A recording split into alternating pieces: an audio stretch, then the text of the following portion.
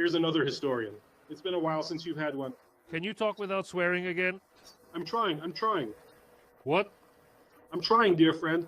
Well, try harder, buddy. Try not to swear. Don't buddy me. You're no buddy of mine. Remind me what I should call you so I don't call you buddy. Rustlin. Rustlin, you have some questions, Rustlin. Well, we never finished talking about Ukrainization. I was trying to understand why. Have you by chance read anything about Ukrainization? Can I finish my question? Can I finish? There was no question. You just stated that we hadn't finished talking about Ukrainization. So the question is simple. What book have you read about Ukrainization?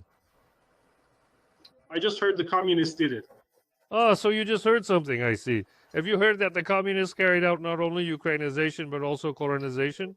I heard all that, and I really wanted to speak on it. I heard it all. That's why I wanted to give my opinion. Express yourself, so you didn't read? That you don't need this.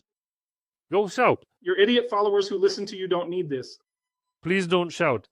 If you haven't read even one book about colonization, then why on earth should I listen to you?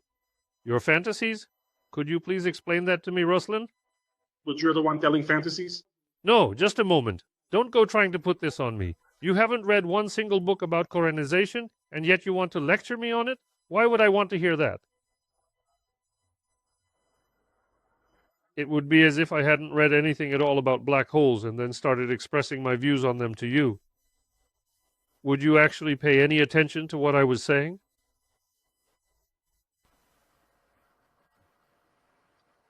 But that was the question. Would you genuinely listen to me if I explicitly told you, look, I haven't read a single thing, out of sheer respect? Would you then still pay attention to what I had to say? Of course I would. Well, I don't want to show you any respect, Ruslan, and I certainly don't want to listen to your talk about Ukrainization. Well, obviously because you're working for a bunch of morons who have to be fed crap so they continue eating crap. You're feeding rubbish to your listeners because you haven't for a second. Please, let me just finish my thought. Don't get so worked up, Ruslan. Don't start boiling over. You haven't even warmed up yet, and you're already at a rolling boil. You already interrupted me. I've already lost my train of thought. What did I want to ask you? So, what did you want to tell me? Ask me a question. Question. Look, you keep changing the subject to colonization. It's not about that at all. I'm changing the subject. What did you want to talk about?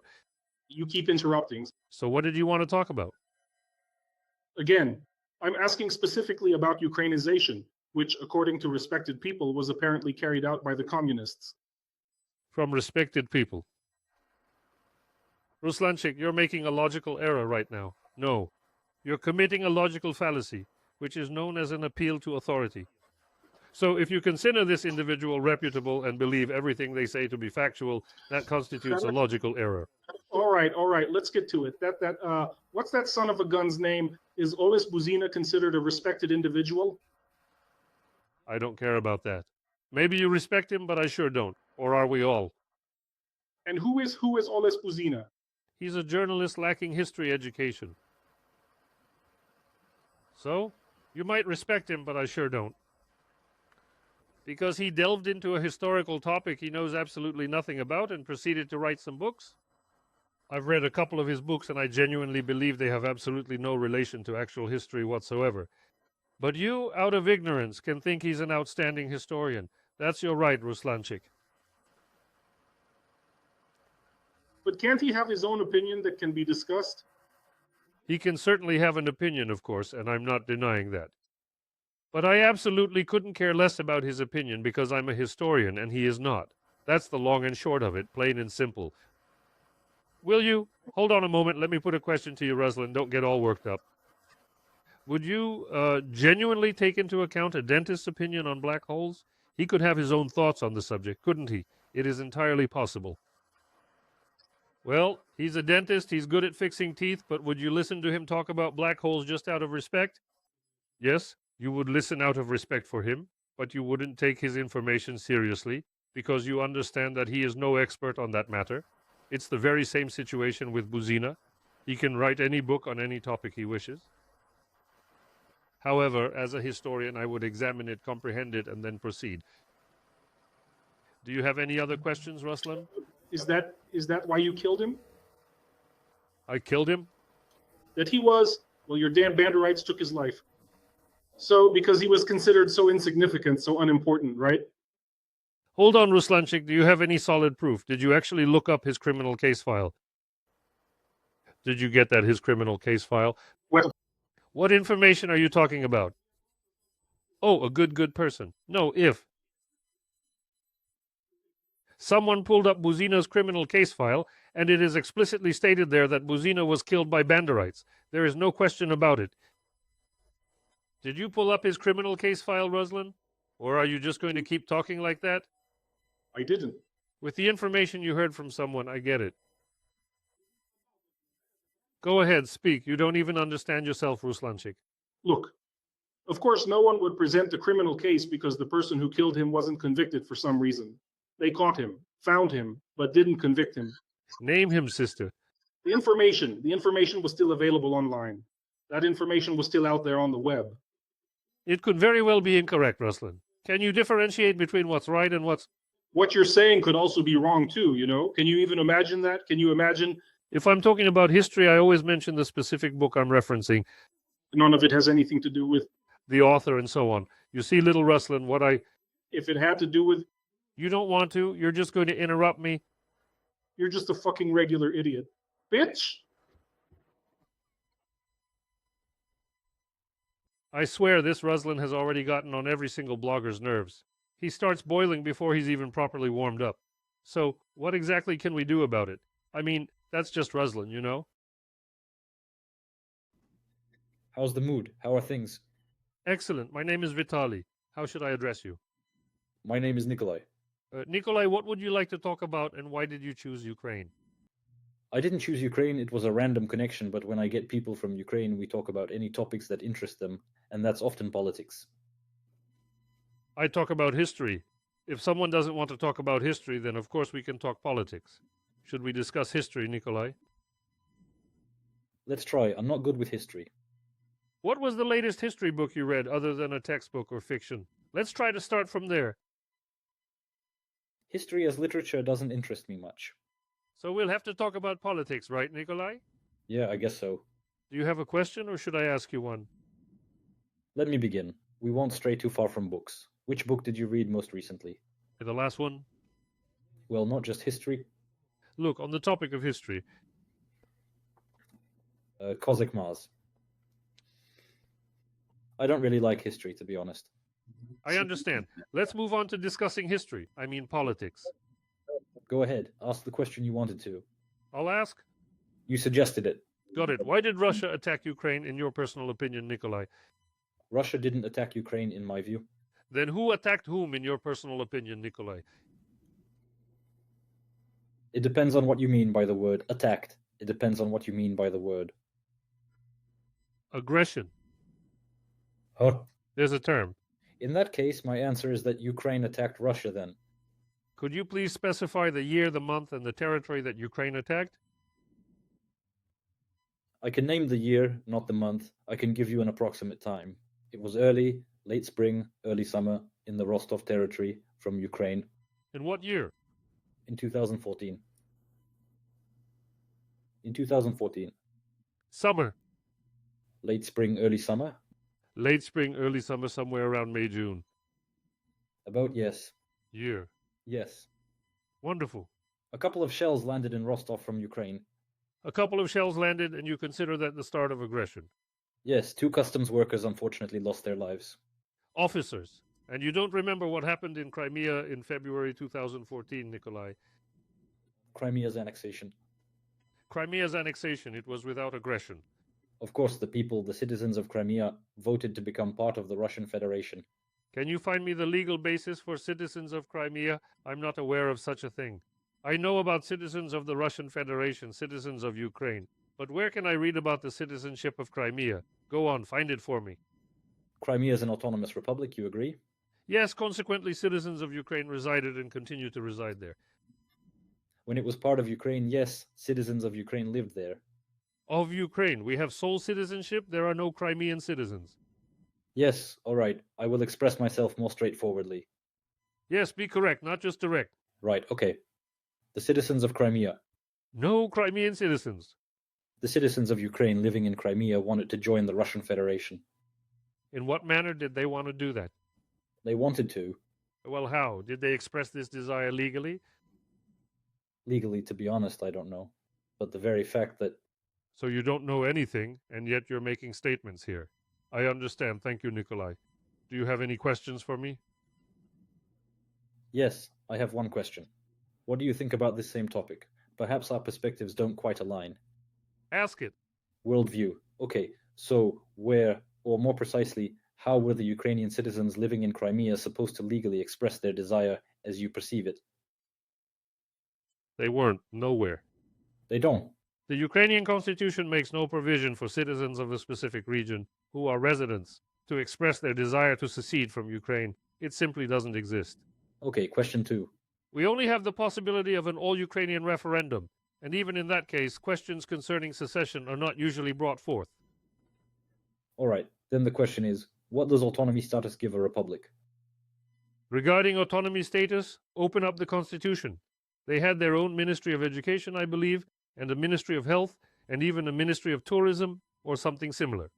That was the complete limit of the Crimean Peninsula's autonomy. There was absolutely nothing else beyond that. Okay, and in your opinion, is Crimea ancestrally Ukrainian? What does ancestrally mean? Explain that, and then I'll answer. Is it historically Ukrainian? Historically, it's the land of Neanderthals. Okay, then let me ask the question more correctly. Or rather, not more correctly, I'll just ask a second question. Since what year or what time did Crimea become Ukrainian? From 1954. As a result of what? Before that, what country's territory was it? Want the entire history of Crimea starting with Neanderthals? No. Why not? Why are we only considering what happened until then? What about it being an independent state at one point? Will we consider that? Okay, fine. You offered to tell the story from the Neanderthals, if it's no trouble for you. It will not trouble me at all. You see, in 1946, during the Soviet era, the very first grave of Neanderthals was excavated within the territory of Crimea. The grave contained the remains of a woman and a child.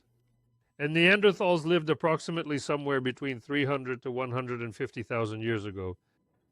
And after that, you wouldn't believe who lived in Crimea. There were also Greek colonies there during the period of the Great Migration, which was a significant era of Greek colonization. The Cimmerians lived there, and the Sarmatians and some local tribes of the Tauri. Germans also resided there, and there was even a colony of Goths. In the Middle Ages, the Genoese also took up residence there. From the middle of the 15th century, the Crimean Khanate arose there with the Giray dynasty, and until the end of the 18th century, it was the Crimean Khanate and the southern coast of Crimea. It belonged to the Ottoman Empire. And then at the close of the 18th century, the Russian Empire, in consequence of 2 Russo-Turkish wars, seized the Crimean Peninsula. However, with the dissolution of the Russian Empire during the Civil War and its aftermath, Soviet Russia once again took control of Crimea. This was the Crimean Oblast. On May 18, 1944, all of the Crimean Tatars were deported from there, and then other ethnic minorities as well, Greeks, Bulgarians, and so on. And they resettled ethnic Russians there from the interior regions of Russia, effectively to destroy, so to speak, the ethnic distinctiveness of Crimea. And in 1954, Crimea was transferred from Soviet Russia and given to Soviet Ukraine. And at the time of the Soviet Union's collapse, Crimea was indeed Ukrainian, a fact the Russian side acknowledged in 1997 by signing the so-called Great Treaty on Friendship and Cooperation. In this treaty, both states recognized each other's state sovereignty and territorial integrity. However, the Russian side later violated this very treaty. Okay. That's Crimea's history in brief. Let's jump back then. You say that all the Crimean Tatars and others were relocated from Crimea and the territory was settled with Russians to destroy the ethnic population.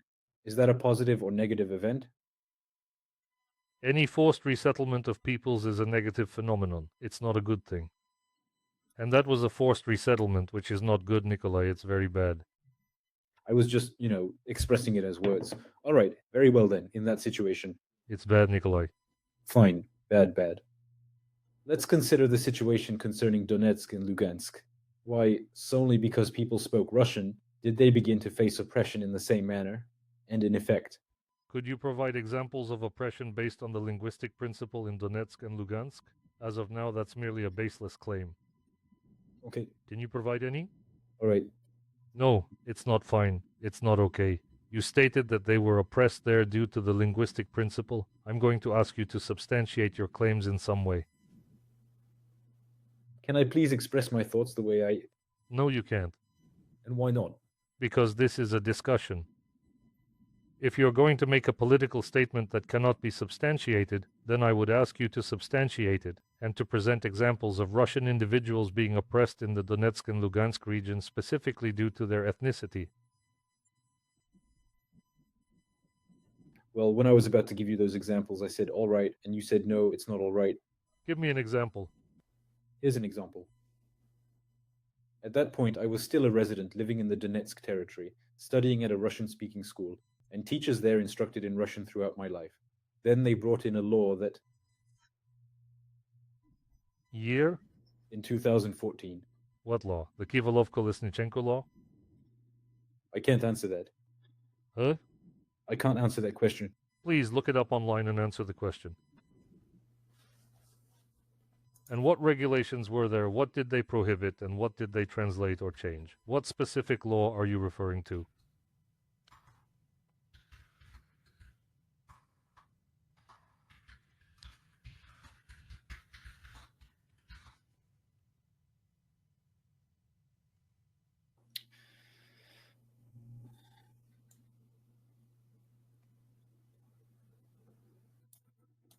The first website doesn't say who passed this law. How can the Verkhovna Rada probably pass the law? The Rada passed a law on the Ukrainian language as the sole state language. And where does it mention a Russian language ban? Okay. Which year is this from? Hold on. Which year and month is this law from? Kiev, April 25th. A Rada member... What year? I'm looking. I'm reading it along with you.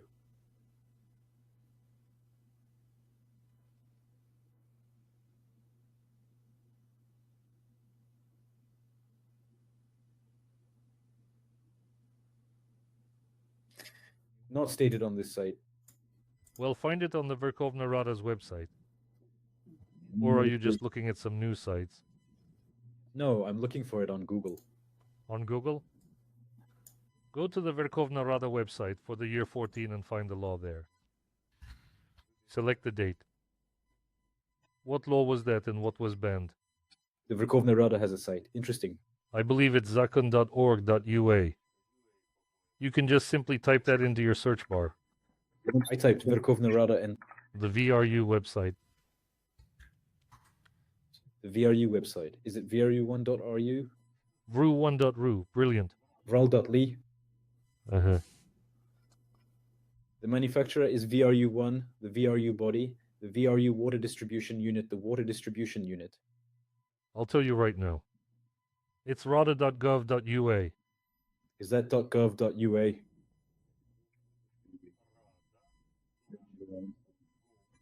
Page not found. UA. I typed it in, page not found. Google suggests I ask Yandex if I'm looking for something specific. The site is probably unavailable to me since I live in Russia. That's your problem. Don't make claims of statements that you yourselves cannot substantiate or verify. Did you have a question? I guess not anymore.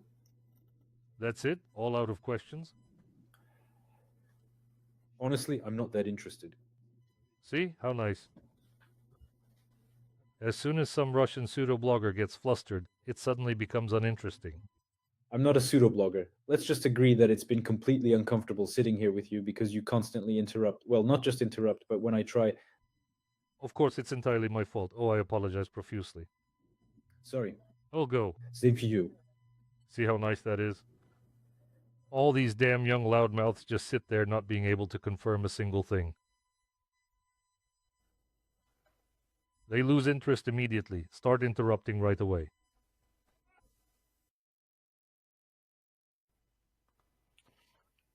Where from? Kiev Oblast. My name is Vitali. What should I call you? My name is Anton Krasnodar Krai. Anton, what do you want to talk about, and why did you choose Ukraine? I chose Ukraine because I want to understand why. Ukraine and Russia are in military conflict. For real, not just the unsubstantiated claim of, ugh, you scumbags attacked us. You somehow. Do you think Ukrainians are going to explain to you why you attacked us? Well, one person already explained it. Wonderful. Well, he didn't exactly explain, he just expressed his opinion. Absolutely not. Of course, he can't possibly explain for an entire nation. He articulated his viewpoint. I don't understand your logic. You'll only hear a point of view. It's unlikely you'll ever hear an explanation. And you'll hear points of view? Well, by cross-referencing information, for instance, what I've gathered from various points, or rather sources of information coming from both Ukrainian and Russian sides. Will you be able to understand why Russia attacked Ukraine? No, absolutely not. I can only construct my own version of information. That is what I can come up with myself. I didn't understand any of that. Anton, why don't you ask a question and I'll answer it? Then I'll ask you a question and you'll answer it, because your explanations simply don't align with my logical understanding. I'm listening, Anton. Why is Ukraine a staging ground for NATO, which is currently serving as a launching pad for a NATO bridgehead? Well, I won't say separatism, but basically. I didn't get any of that. Honestly, just word salad. Yes. First of all, your question contains the manipulation that Ukraine is some kind of NATO bridgehead. First you, Anton, just take it easy, calm down. First, you must provide proof that Ukraine is indeed a NATO bridgehead, and only then will you be able to inquire of me why it operates as such. So go on and substantiate your claim, Anton. I get it. Go on, let me... No, let me challenge you to prove that Ukraine is indeed a NATO bridgehead. I withdraw the question. All right, your next question. We'll get to it. All right, let's do this. Could you please tell me the name of one of the world's most significant countries? Name one. No, you should go first. You must first explain to me how exactly you categorize countries. That's a very important point to clarify. Yo. I'm not sure what you mean by main country or what constitutes that for you. Ah, so that's how you want to play it. Anton, your question lacks proper categorization. Could you try asking it in a more straightforward manner, perhaps simplifying it for clarity? You're absolutely worthless state. Ah, worthless state once more. Anton, I have gone ahead and muted you. If you learn how to phrase your questions appropriately and without resorting to manipulation, you also muted me. Well done, Anton.